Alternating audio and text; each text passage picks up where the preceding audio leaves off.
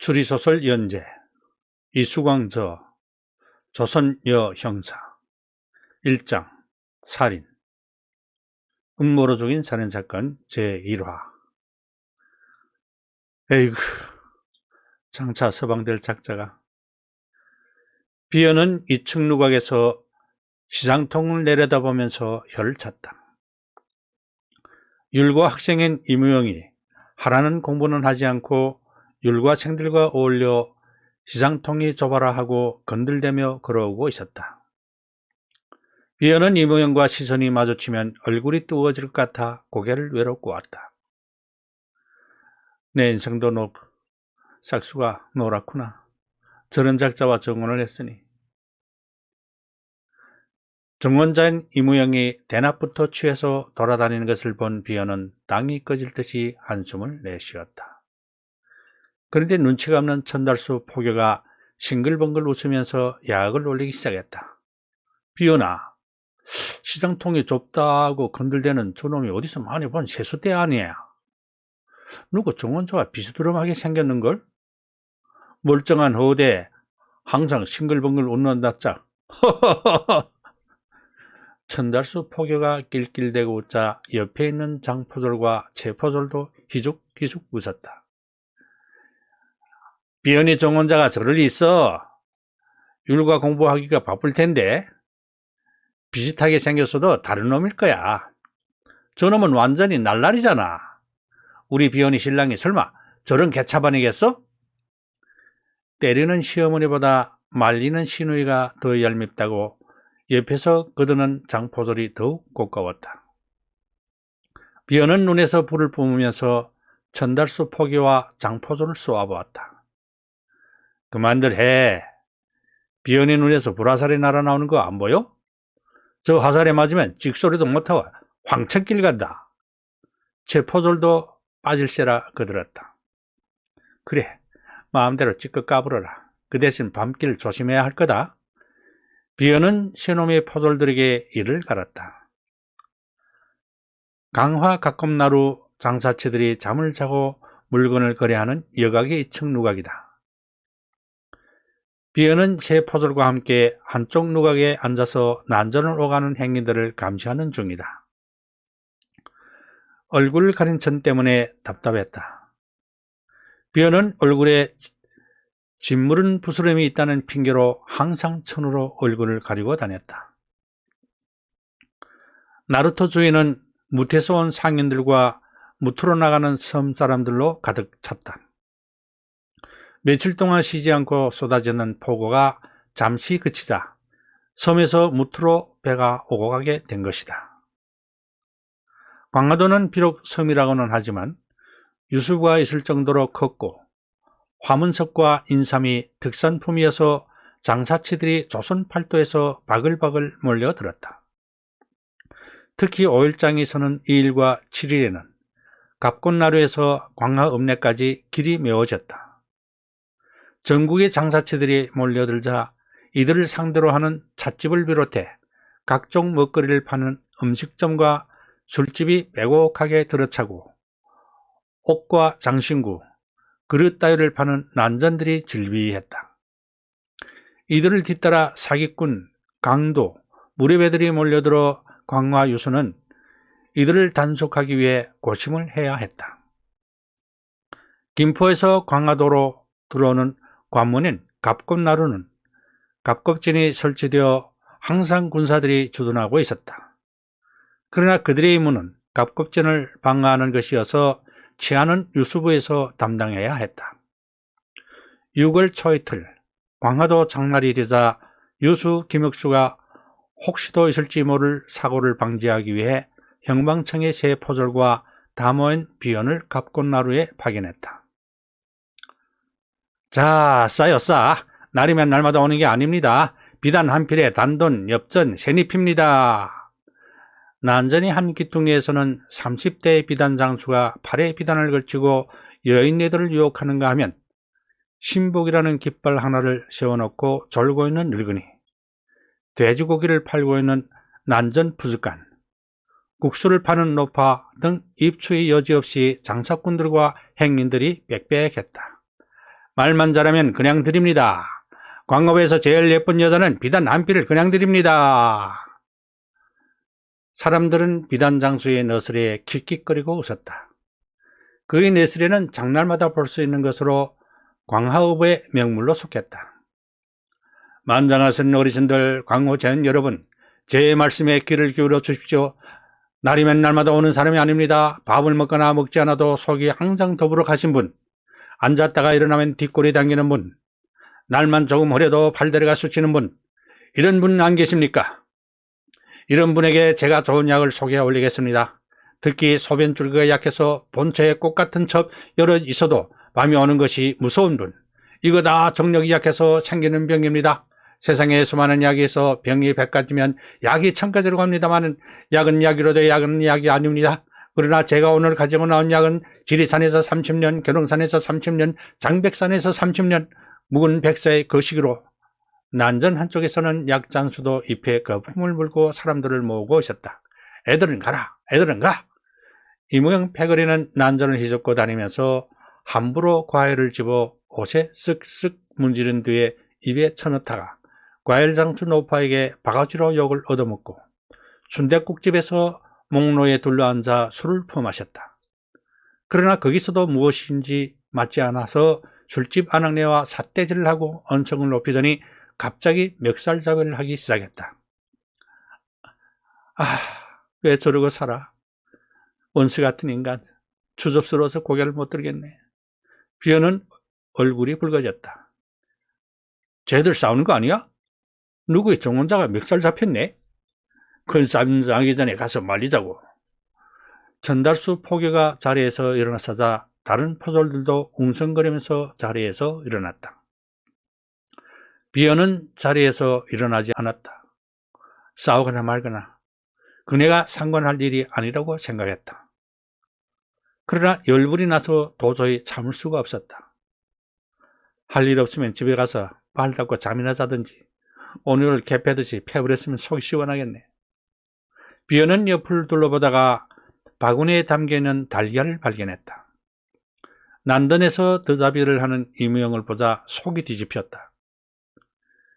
비어는 주인이 보지 않는 틈을 타서 재빨리 달걀을 소매 속에 넣었다.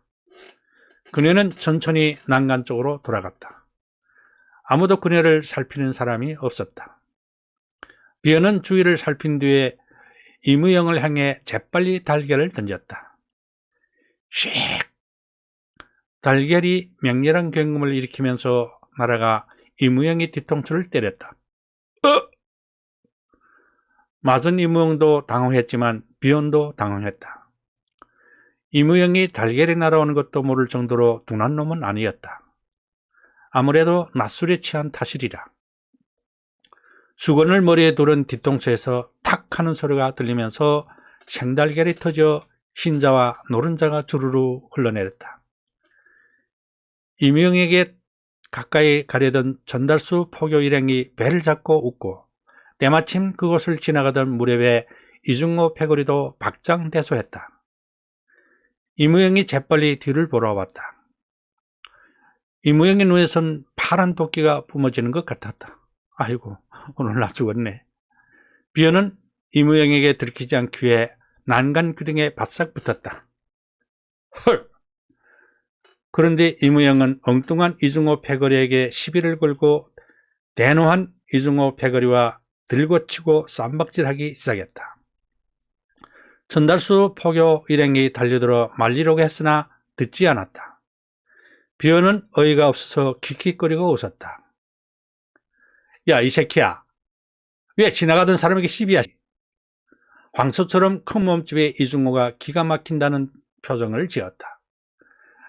내가 뒤통수에 눈깔이 있는 것을 몰랐겠지. 네 놈들 아니면 누가 어르신에게 달걀을 던지겠냐. 무골 호인이라는 또 하나의 별명을 갖고 있는 이무영이 희죽거리며 웃었다. 저 판국에도 실실이 웃고 있으니. 비어는 이무영이 한심했다. 한번 얼러볼까? 좋지. 이무영과 이중호가 주먹질을 하기 시작했다. 둘 다 무역계나 한다는 작자들이었다. 날고 뛰고 주먹질에 발길질을 하자 시장통은 순식간에 난장판이 되었다. 사방이 캄캄하게 어두웠다. 멀리 산들이 칠흑의 어둠 속에서 희끄무레한 윤곽을 드러내고 집 뒤 동산에서 밤꽃 향기가 눅진거리고 풍겨왔다. 사내는 숨을 죽이고 토담 옆에 웅크리고 서 있었다. 사내의 얼굴에서 비지땀이 흘러내렸다. 컹컹. 어느 집에선가 개 짖는 소리가 요란하게 들렸다.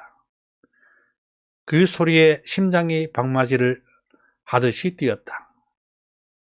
사내는 주먹으로 이마의 땀을 훔쳤다. 한여름이라 가만히 있어도 땀이 비오듯이 흘러내리고 있었다. 끼익. 그때 대문 열리는 소리가 조심스럽게 들리기 시작했다. 사내의 눈이 커졌다.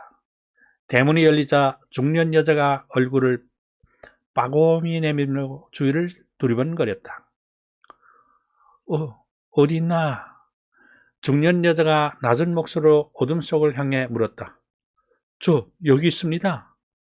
사내가 비로소 토담 옆에서 웅크리고 있다가 몸을 드러냈다. 중년 여자가 사내에게 뛰듯이 빠르게 달려오자 사내가 재빨리 끌어안았다. 아유, 여기서 이러면 어떡해. 중년 여자가 교태를 부리면서 사내의 가슴을 때리는 신용을 했다. 하루 종일 기다렸습니다. 보고 싶어 미춘인지 알았어요. 사내가 중년 여자의 허리를 놓지 않고 입술을 포겼다. 아니, 사내가 어디를 만졌는지 중년 여자가 콧소리를 냈다. 두 사람은 손을 잡고 어둠 속으로 빠르게 달려갔다. 짐승 같은 것들. 그때 대문에서 흰 옷을 입은 젊은 여자가 나오면서 뇌거렸다. 여자의 눈에서 푸른 광채가 뿜어졌다. 그녀는 대문 앞에서 사방을 살피다가 저만치 앞서가는 사내와 중년 여자의 뒤를 몰래 따라가기 시작했다. 사내와 중년 여자는 빠르게 집 앞에 보리밭으로 들어갔다. 젊은 여자는 조심스럽게 보리밭으로 따라 들어갔다. 사방이 캄캄하게 어두워져 엎어졌다가 다시 일어났다.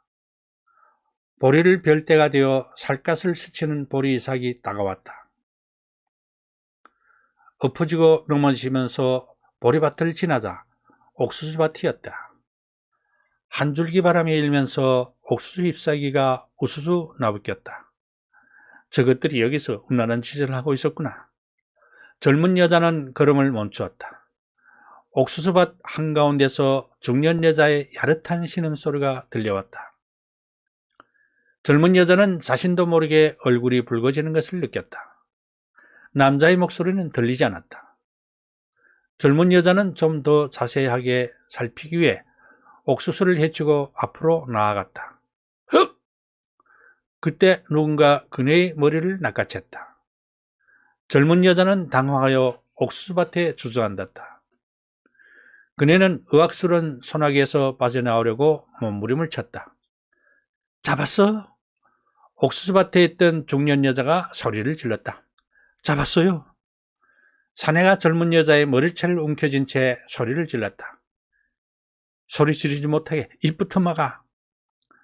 사내의 거친 손이 젊은 여자의 입을 틀어막으면서 옥수수밭으로 쓰러뜨렸다.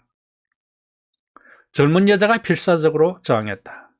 그 바람에 사내는 젊은 여자를 놓치고 말았다. 젊은 여자가 사내를 뿌리치고 엎어지고 넘어지면서 정신없이 달아나기 시작했다. 빨리 잡아! 옥수수밭에 누워있던 중년 여자가 달려오면서 다급하게 소리 질러댔다. 사람 살려!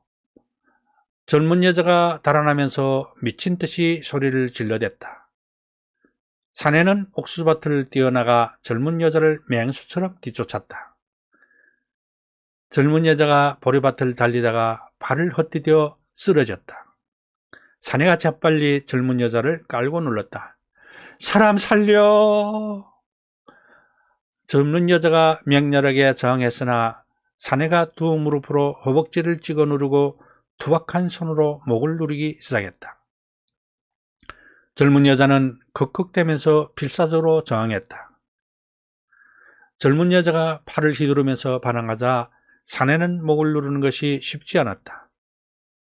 그때 중년 여자가 달려와 젊은 여자의 두 팔을 눌렀다. 젊은 여자는 팔까지 짓누르려고 사내가 무릎으로 허벅지를 찍어 누르자 저항을 하는 것이 어려워졌다. 그녀는 공포에 짓눌린 눈으로 사내와 중년 여자를 응시하면서 발버둥을 쳤으나 점점 기운이 떨어졌다. 사내는 의학스러운 손으로 젊은 여자의 가느다란 목을 짓누르고 있었다. 사내의 얼굴에서 땀방울이 마구 흘러내렸다. 긴 시간이 흘렀다. 사내 밑에 깔린 젊은 여자는 눈물을 흘리며 바둥거리다가 축 늘어졌다. 죽었어? 중년 여자가 떨리는 목소리로 물었다. 죽었어요. 사내가 몸을 부르르 떨면서 대답했다. 그들은 살인을 한 것이다. 다음 호에 제2화를 읽어드리겠습니다. 감사합니다.